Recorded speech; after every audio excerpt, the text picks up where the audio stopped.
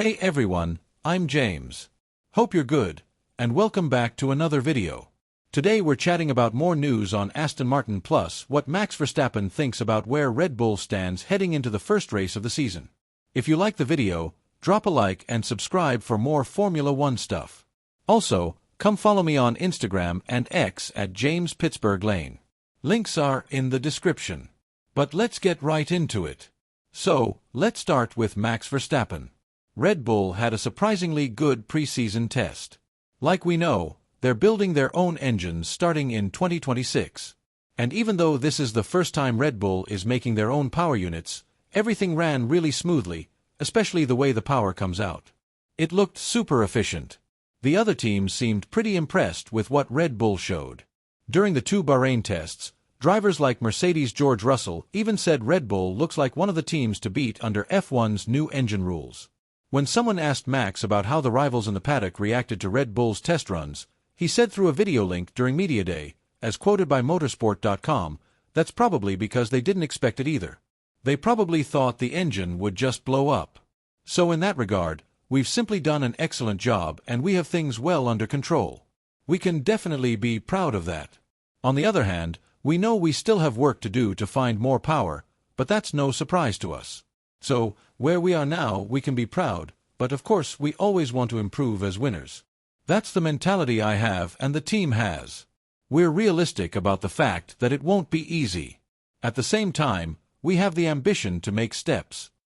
Now, as we know, the season starts in Melbourne this weekend. So where might Red Bull be at for the first race? Well, even though Max feels positive, he doesn't think this Red Bull car will be fighting for the win there. He went on to say, "Overall, I feel positive in the sense that we had very few problems. I still find it quite special that we had everything so well under control with such a new engine and in general with so many new people joining. So, from that perspective, I'm very happy. If you look at performance, I do think we still need to make a step to truly compete at the front because at the moment, I don't think we'll be fighting for the win. You have to stay realistic." But it was also not our expectation that this would immediately be the case with the introduction of these new regulations and with our own engine. Now, I think Red Bull have done a really good job considering this is the first time they've created their own power units, and I'm excited to see how they perform in Australia. But it's kind of the opposite story at Aston Martin. Everyone was really looking forward to their car because it's the first Aston Martin designed by F1 design legend Adrian Newey. And there's a Honda engine in the back. We all know Honda just won multiple world championships with Red Bull. Still, the team had a really tough preseason test. They spent tons of time sitting in the garage and didn't get many laps in. There just seemed to be problem after problem for Aston Martin and Honda. In a statement before the Melbourne Grand Prix, Aston Martin said, "Every season the first Grand Prix presents many unknowns. This year more than most following the biggest change in the sports regulations in a generation.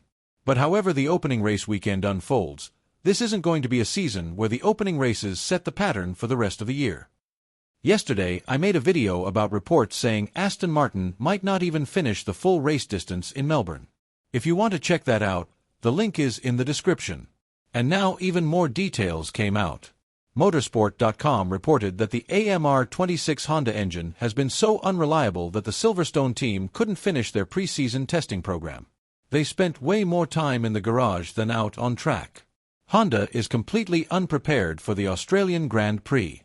Multiple engine failures in Bahrain messed up their spare parts supply so badly that Aston Martin actually thought about skipping Melbourne by using force majeure. That would have been a huge PR mess for F1 right as the new technical era starts, and Aston Martin would have had to pay penalties for breaking the Concord Agreement rules. The AMR26 will show up in Australia, but they only plan to do enough to meet the 107% rule so they can qualify for the grid, then race just a few laps before retiring. If that's true, that's crazy. So what are Aston Martin and Honda doing to fix this? Motorsport.com says a crisis team has been put together to help Honda.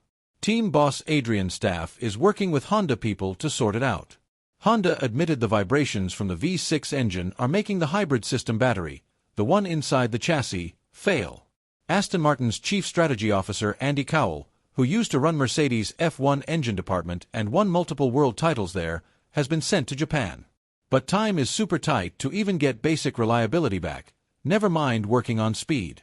Newey is said to have made a sarcastic comment that Honda's internal combustion engine isn't strong enough to recharge the battery. Reports say it's missing around 80 horsepower in those conditions. So yeah, right now it looks like a really tough spot for Aston Martin and Honda.